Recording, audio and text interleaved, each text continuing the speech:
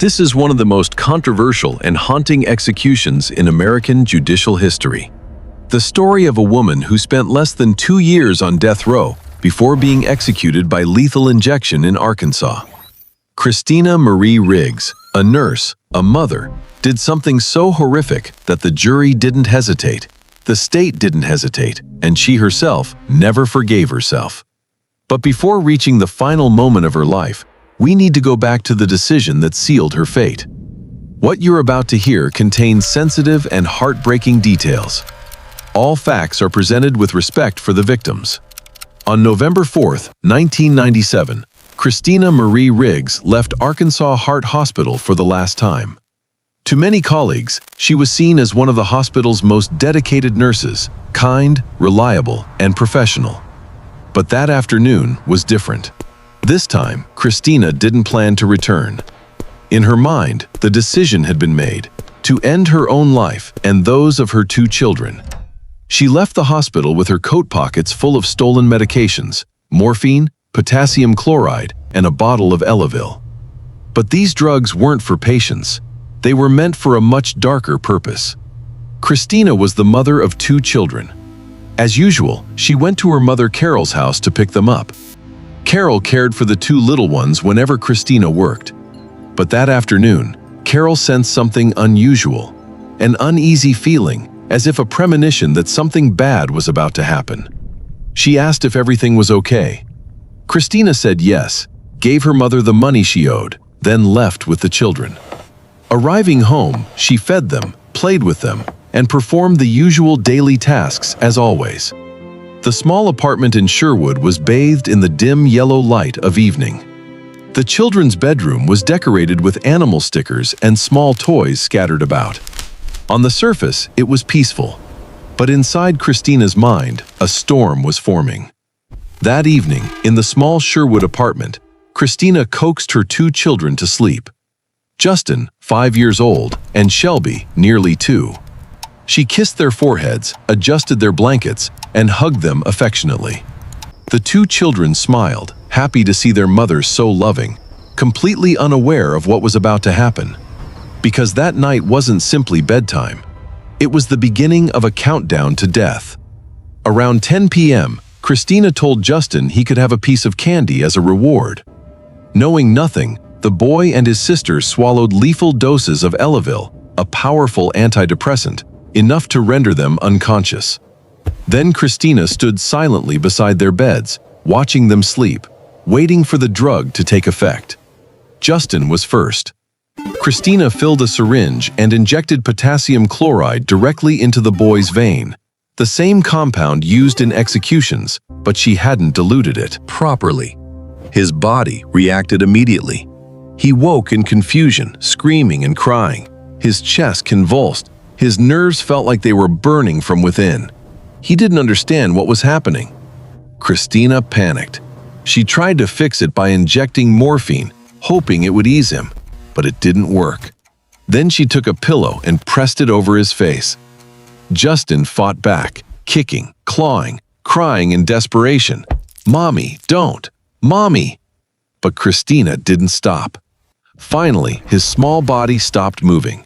Then she turned to Shelby. This time, she couldn't force herself to use the needle again, not after witnessing what she'd done to Justin. Instead, she smothered the baby. Shelby, still under the effects of Elavil, barely reacted. She was too young to understand what was happening, and within seconds, she was gone. When it was over, Christina carried the bodies of her 2 children to her own bed. She laid them side by side, carefully arranging their blankets as if she were simply tucking them in. In that moment, the line between maternal love and criminal act became strangely blurred. She stroked their hair, arranged their hands on the blankets.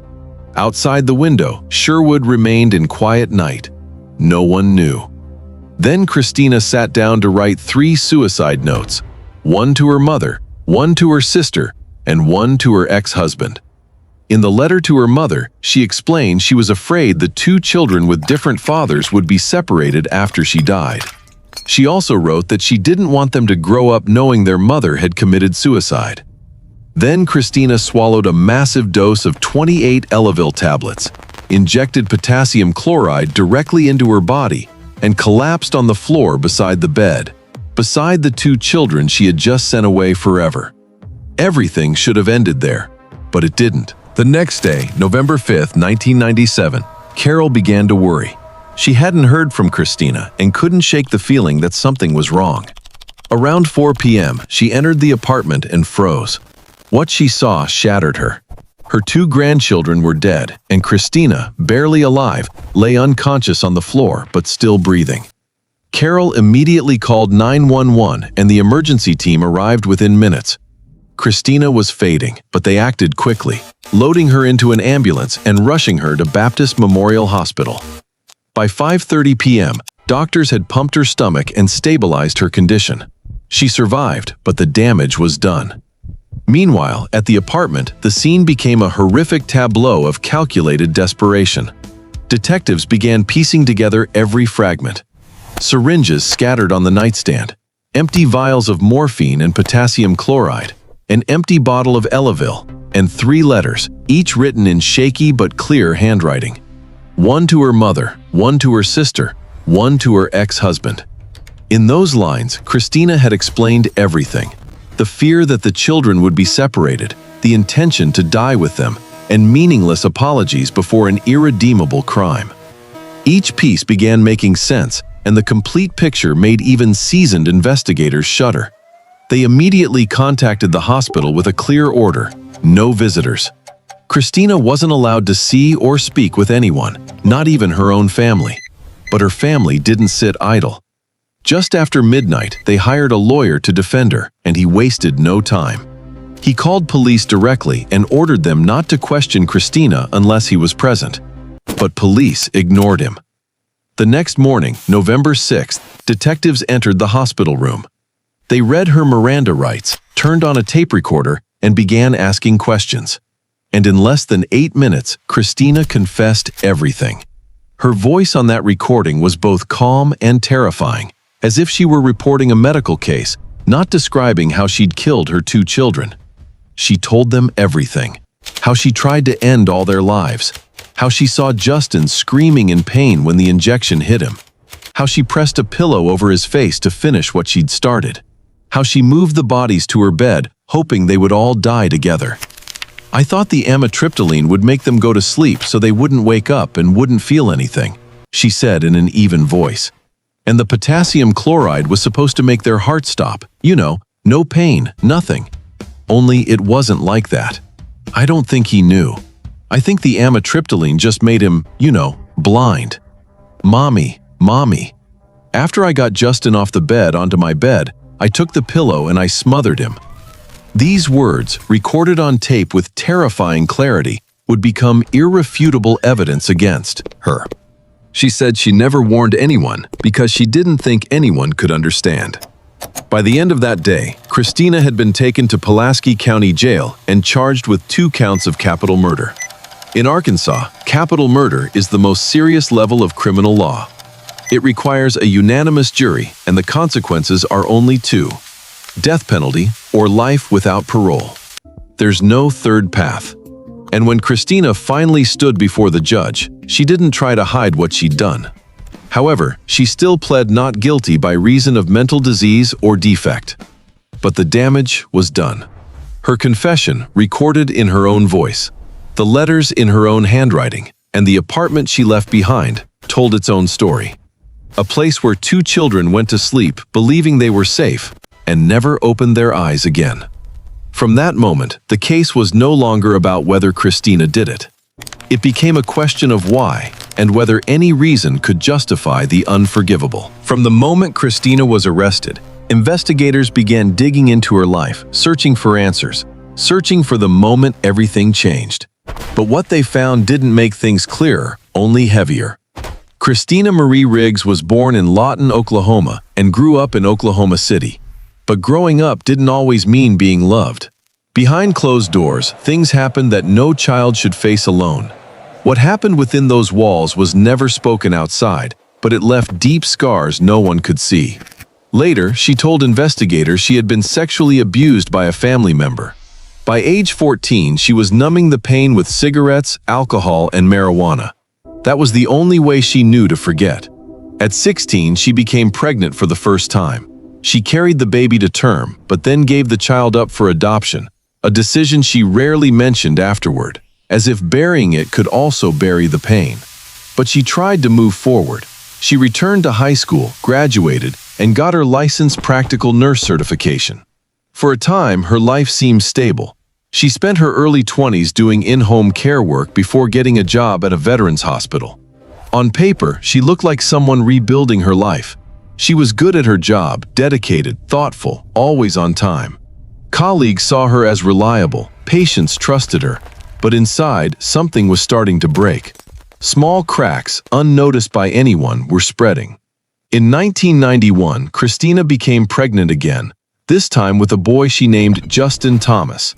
The father disappeared before she knew she was pregnant.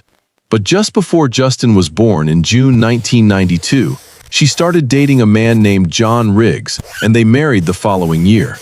In December 1994, they had a daughter, Shelby Alexis. And in 1995, they moved to Sherwood, Arkansas, where Christina's mother lived.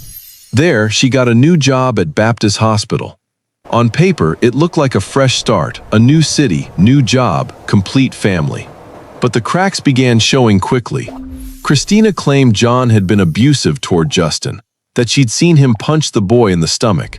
That moment was the breaking point, she said, and she ended the marriage shortly after. From then on, she was alone, raising 2 children, working long shifts at the hospital with no real help.